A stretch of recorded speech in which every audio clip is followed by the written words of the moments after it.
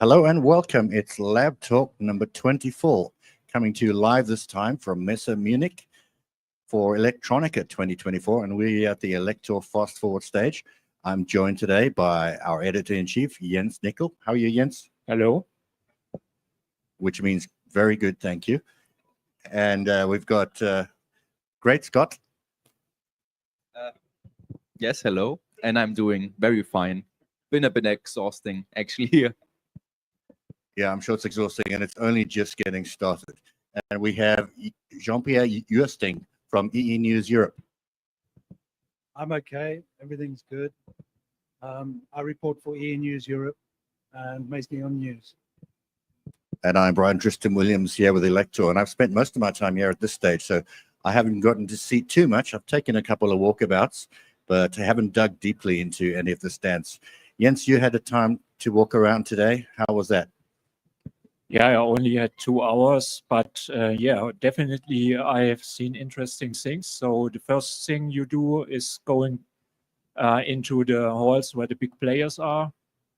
I was, of course, at Texas Instruments, Arrow, ADI, and some others. And what clearly is obvious is that there's a lot of automotive. Of course, AI, that was to expect, a lot of AI, and the real thing is AI and automotive. Yeah, seen a bit about that today. It came in the boss's Tesla, so that was interesting. And GreatScott, we need to ask you, have you seen anything interesting today? I sadly didn't have that much time because, as I realized too late, every time I went away, some viewer came by, and thus I decided to stop for a bit longer here. But I had a chance to visit Fraunhofer and Nordic Semiconductor. Those were the two very interesting ones, I think, with new stuff. For example, the Nordic one, they are launching today a new Bluetooth Low Energy IC. They are pretty big players in that regards. What I thought was really awesome, they have a wall with a variety of products where their ICs are integrated, especially with Bluetooth Low Energy. And for example, there was the Harry Potter wand that you can flick to turn on lights, or the Meta Quest 3, also very popular. So I didn't know that Bluetooth LE in there was from them. And Fraunhofer Institute, for example, they had a very interesting, how did this, RF efficiency technology, radio frequency efficiency, yeah. Basically a new IC, something new they're trying, where they have an IC that constantly listens, because when you have smart homes at home, it's usually like they're always on. So this way they draw a lot of power, but they're very responsive. And if you have them in a constant off mode and they toggle every now and then power saving is better, but power saving is better, but the latency is worse. They take a bit of time to respond.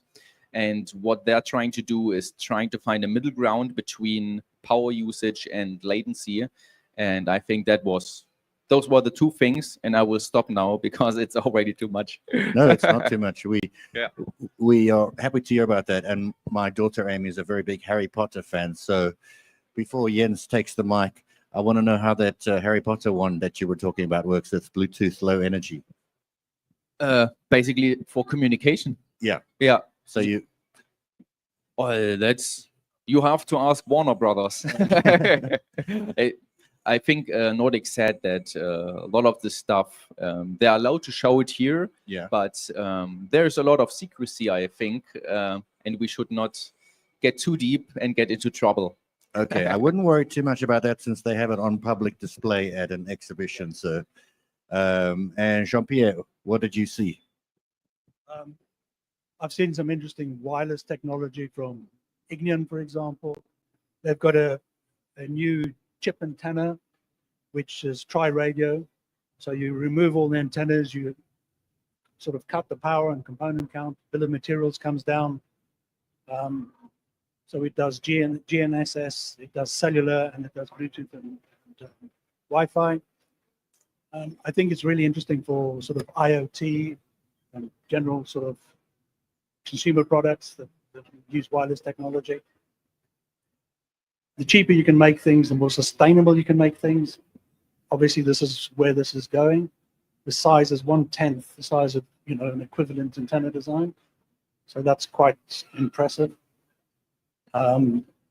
The other thing that I noticed, NXP have launched a battery monitoring system, but it's based on UWB. So they claim it's the first UWB battery monitoring system out there for electric cars, any electric vehicle, e-mobility for that matter. Another company does that too, a company called Ducosi. They do a cell chip that goes on every cell of the battery. This can do an end-to-end sort of monitoring, so cradle to grave basically. So it looks after all that information. This is really good for sustainability because once a battery is used in a car, you know the state of every single cell on that battery. You can then say, okay, we can use this for power, we can use it for something, or we have to scrap it, or we have to do this with it. That decision is based on the information you have. Today, we don't have that. So I think that's also a very interesting technology. And did either of the two of you get to see any of the startup presentations that we had here at the Fast Forward?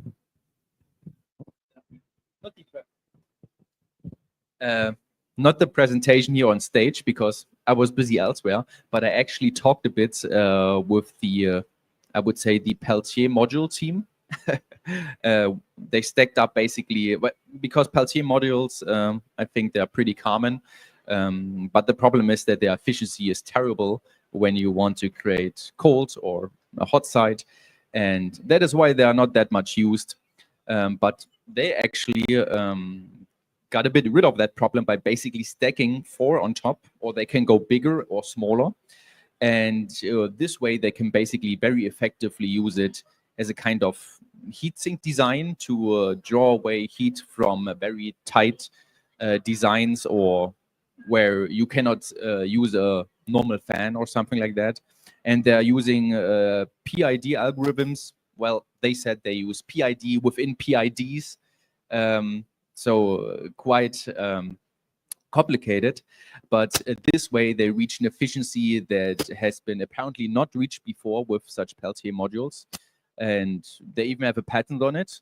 I talked with them, and I hope I can somehow include that in a video, because they said it's normal to stack Peltiers. That has been before, but I've never seen that before. And yeah, I think there are many applications for that. And that's awesome. Well, Max, I mean, GreatScott, I won't call you by your real name. You did see a lot of the startup guys who were here, and you did say that you couldn't see much because you had so many fans popping by. It doesn't sound like that's much of a problem to have when you have your fans showing up all the time. I love to chat with them. But the problem is then when there is, like, I wouldn't say there was a line, but one was done, the next came, and I'm not used to talking so much. So it's a bit, but I'll manage. It's worth it. I think you're used to talking on video. Jens, what are your thoughts? There was a reason that I took the mic from him, because I also was at the Nordic booth. And he was talking about Bluetooth LE, and yeah, they also have a Bluetooth LE audio presentation. You love the audio. Bluetooth LE audio comes with the new Bluetooth standard. And yeah, this guy at Nordic, he showed me that there could be in the near future some, let us say, broadcasting in certain locations, and you can see on your smartphone the broadcasts, and you can, like you, for example, select a normal FM broadcast sender, you will select a Bluetooth broadcast. For example, he said, okay, there can be locations when you have a guided tour in several languages, so you can select your language, and then you can switch on that certain channel, and you will hear it in your earbuds. So for the first time, it's really possible to hear many channels with one device. And the same for the other way around. You can have one device which is sending to several devices to several listeners. So, for example, you may know that I'm currently working on a pet project. So you have music or music source, and you want to hear it on different loudspeakers. So that is exactly the thing you could use. And yeah, there's also a new codec coming. The old Bluetooth audio codec, it was called SBC. And now you have a new codec called LC3. And that's also coming from some Fraunhofer Institute. It's a little bit more, the quality is a little bit higher, and you have less delay. And as said, you have the option to stream to several targets. Yeah, and I've got my Bluetooth headset in my pocket here, my little earbuds. But my thing with Bluetooth, especially when I'm using it on a PC or something at home, is the lag. So you're saying that that delay is reduced?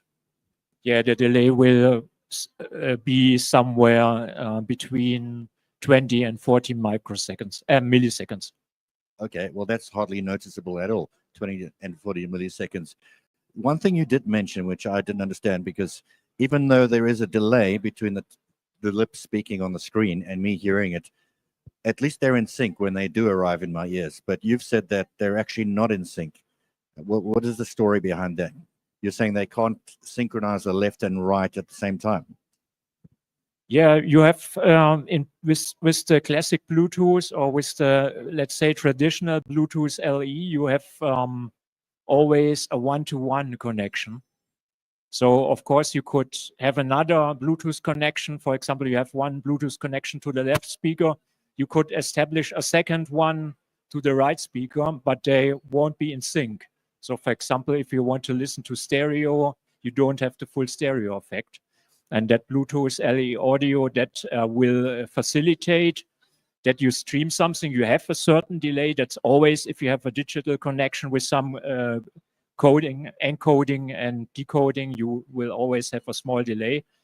But the delay is the same for both speakers. And there's not only the option to have two speakers, you can also have 100 targets. So for example, if people listen to some guided stream in some location, they will have exactly the sound at the same moment. So it's really a new thing which will come. You said there's also already Sennheiser headphone where these chips are built in. And yeah, there are more products to come, definitely. Wow, so you're an audio purist. I know you do audio in your spare time, and I can relate to that. I always make sure my speaker cables are the same length, because once one was longer and I could hear that 333 nanosecond delay. So it was really bugging me. Of course. Looking at the chat room here, Frank de Hert says, hi from Velen, Belgium. Frank, where were you earlier? We were looking for you. You're normally the first to join. And Build Your CNC says, hey all. Drop the questions, keep them coming. And one thing we've seen is everybody says AI, our product has AI, just so that you can pay attention. And sometimes it's worth paying attention, other times, yeah. So Jean-Pierre, what would you say to that? AI is an interesting conundrum. I mean, on the one hand, you've got the chat GPT type AI, which is what I call big AI. On the other hand, you've got the edge AI, which I would call little AI. And this is like small models implemented on microcontrollers used in probably consumer products, AI at the edge. I think AI at the edge is probably more important in the terms of how we can make things work. I think Apple with the latest iPhone have taken probably the correct approach by doing the AI on the device. So you don't want it to be power hungry. So these are really low power.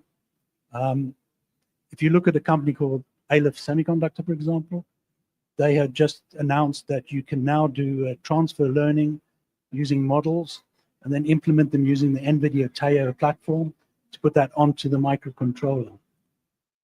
This allows you to do a very quick development using a model that's trained and then downsized to the microcontroller. There are a lot of companies doing little AI. I think this is probably the future. This is where a lot of development is going to go in, and this is probably where we're going to have the biggest impact in terms of society, in terms of other devices that we see in our homes and the devices that we use every day. I think it is even the situation that AI at the edge will facilitate IoT, because if we really would have the IoT, we would have so many data coming from all these different devices, so that will be too much, and AI at the edge will give us the option to filter the data. I mean, you're totally correct there. Our biggest problem with AI is the data going to the center, so i.e. the data center. We do not want to have all that traffic going to data centers, because you think of the IoT, if we're talking 1 trillion devices, even though there's low data rate, that is a huge amount of data being transferred. We don't have the power on the planet to do that in terms of electricity generation. We're already having problems with ChatGPT, never mind everything else. So I think that is the only real way you can make this work. Yeah, I've watched the evolution of sort of AI on early Raspberry Pi, where you just use the microcontroller, which obviously don't get much out of it in terms of speed. And then they launched the accelerator, the M.2 hat, where you could plug in an AI accelerator. And it got hot doing the most basic tasks for me. And then recently they launched the AI camera, which does the inference on the camera itself.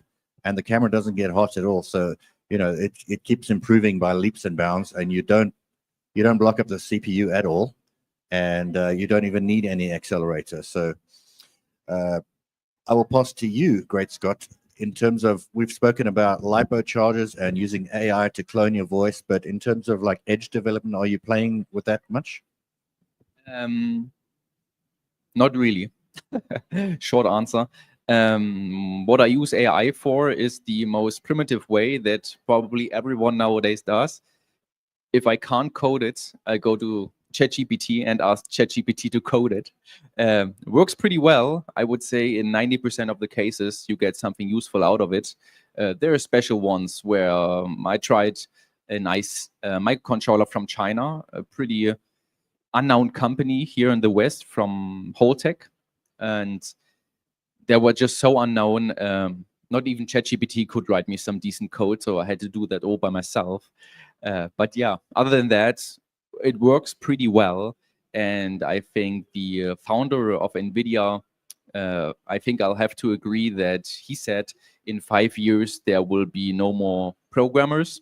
It will all be written by ChatGPT, and the programming language will switch over to English just because you write in what you want and then it does it for you. I wouldn't say in 5 years, but at some point. Yeah, but it's still a kind of programming. You just switch the language to clear English. So you still have to think about your ideas. That's correct.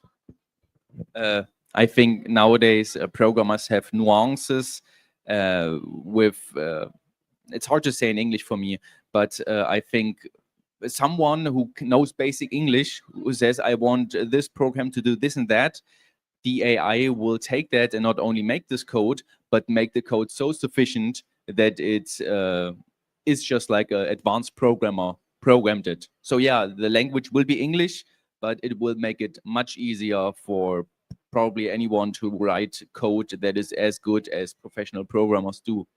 So that is, yeah, basically. Do you think that in some days ChatGPT or another model will be really creative and really suggest applications or have ideas? That's a good question. I'm not sure. I actually asked ChatGPT for ideas for my videos. I also have to be creative, come up with new stuff. And I gotta say, at this moment, it's all just repurposed because it's it's using information that was already there, completely creating new one. At the moment, not really possible. But I think at some point it will reach that point where it can make its own mind based on what its input it already got. But when we come to creative jobs, will I be replaced? Will Elektor, the magazine, will be replaced by AI who writes every article? I doubt it. Maybe it can do decent articles, but I feel like maybe that will change, but there's always a human touch that has to be with everything, so that, I don't know, other humans can sympathize with it or feel that is human. Maybe that changes. Who knows? Yeah, I think humans just have joy in being creative. And at the moment, artificial intelligence does not have joy. It's just doing what we want. It is just math. Well, we've got two English-speaking guys here and two German-speaking guys there. Why do you say programming will be in English? Surely ChatGPT can understand German or any popular language and give you what you want. Yeah, definitely. I mean, I'm just thinking, no, should do everything. Yeah. So yeah, I program in older languages like C and PHP coming from that, and I prided myself on like optimizing that last bit of code. But then Python came along and became the most popular language, and I'm not a Python expert, but I must say, a lot of people say ChatGPT, it gives you programs with bugs, and well, it gives you a lot more than I would have come up on my own, you know. So it gives me a good starting point. For example, the Game of Life, you know, Conway's Game of Life. I wanted that, but I wanted, like, when a cell dies, leave a trail. So if you got a glider, and you could I just gave it the colors I wanted and the pixel size and everything, and it just, you know, it just worked. So if you're writing something bigger, yeah, if you're writing a bank software system, don't do it all at once. But in terms of module by module, I think it comes up with some pretty good code. Yeah, I think that makes it so awesome that you can just take something and write a small module and then make your own out of it. And I think that is also what Elektor does with its magazine, or I do with my videos. It's like giving people a blueprint, and then they can get creative on their own with this starting point. So yeah, it will hopefully be creative for everyone. Yeah, that's a good point. We publish a lot of books, and I've been in the buying the books and magazines for 30 plus years, and sometimes I think, like, why would I want to build this particular project? But when you actually do it, then you're like, oh, that gives me an idea. So it's a jumping off point. What do you think, Jean-Pierre? Yeah, I think AI will be very useful in terms of, for example, programming. But I think going back to the little AI, I can see very interesting possibilities. For example, take automotive. Predictive maintenance is a very big thing. You can do very small AI models that can do sound detection, that can tell you if something's wrong in the car, or there's a problem with the wheel, or the tire's going flat or wearing. So this would all be automated. I can see a smaller model based probably on ChatGPT or some other interface where you would talk to your car. You don't have to touch buttons. You don't have to, you know, you have a steering wheel and a pedal, and that's it. You ask for the radio. You say, okay, find me a rock channel, find me this, and it gives you examples. So you'd have a conversation with your car rather than having to look at dials and numbers, and it will also tell you maybe you're breaking the speed limit or something like that. So I can see that coming fairly quickly. I think probably 5 years. So a lot of that technology will be there. I really love that idea. Never thought about it this way, but now as you say it, another idea, I'm not sure if that's little AI, I'm not the expert, but at home I now have like a solar system, I have a battery, I have an electric vehicle, I have a heat pump, and right now I look at I monitor everything, like what comes in, what goes out. I look at everything and I'm like, should I now use the heat pump to heat the water, or should I maybe wait? Or I think that would be an awesome application for that as well, that it just looks at the weather and then the data it has and then optimizes everything so that I get the most energy out of the sun and my battery and not from the power grid. I think you can extend the car to the house. Vehicle to grid, for example. So you have an electric car, it's connected to charge. If the electricity is too expensive, there's a small little AI in there that will tell you not to charge, so it won't charge the car. Yeah. So everything will be automated. It will pick the cheapest rates it can find, charge the car. When it's expensive, it'll sell it back to the grid and make you a bit of profit there, maybe cut your bill down. But that extends right through the house. From when you walk up to the door, maybe you have a face recognition that knows it's you, so it opens it. Things like that. I mean, there are... And then the house takes over. Yeah, I guess, you know, you could have something go wrong, but I doubt that. I mean, this is not an intelligent AI. This is basically automation, I would call it. A lot of AI is basically automation. When you get to ChatGPT, maybe you're going a little bit further. It is automation, but on a much bigger scale.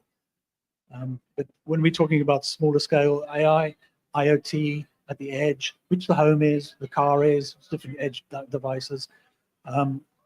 It's basically it is automation, and it does it intelligently. So you don't have to know how to operate the thermostat. It does this automatically. You say, listen, I want this room at 18. I want this room at 15. I don't want to pay a massive electricity bill. So, you know, and it will tell you, okay, 18, maybe you should drop it to 17. It'll save you a lot more. You know, it's an intelligent conversation between you and the devices in your home, your car, everything around you, basically. I use Home Assistant for home automation. You know it? No. So if someone from Home Assistant is watching, it would be great if there is an AI plugin that does just what he said. Thank you. Yeah, well, you guys are talking my language. If I go back 40 years, I don't know which of you have seen Knight Rider. Maybe you're a bit too young for it, but it's David Hasselhoff and his talking car. It was my favorite, and he could talk to the car. One thing I liked about those days is there was one button on the dash for one function. So turbo boost, beep, or this or that. Look, you needed 600 buttons, but I imagine if he had to turbo boost over something, and with today's technology, it would be menu, actions, swipe left. By then, you've already crashed. So I liked one button for one function, but what I never got was he could talk to the car. So why did he need any buttons? He could have just said turbo boost. Nope. He had to find the button. I think that was a bit of cinema and creative license, quite frankly. But you're right. You wouldn't need any buttons, nothing, just a steering wheel. It worries me. The latest BMW 3 Series since about 2023, the entire dash is just one big screen. I have the same problem. I got myself an EV this year from BYD, and it's just one screen. And the problem is for me setting the temperature and the for the fans, the speed, how much air is coming out. I had to go in the menu, and I was driving. I'm like, this is crazy. Why has no one a button somewhere? In the end, I realized my small child was touching all over the display. You can use 3 fingers and wipe like this, and then it does the temperature and the speed. But no one told me.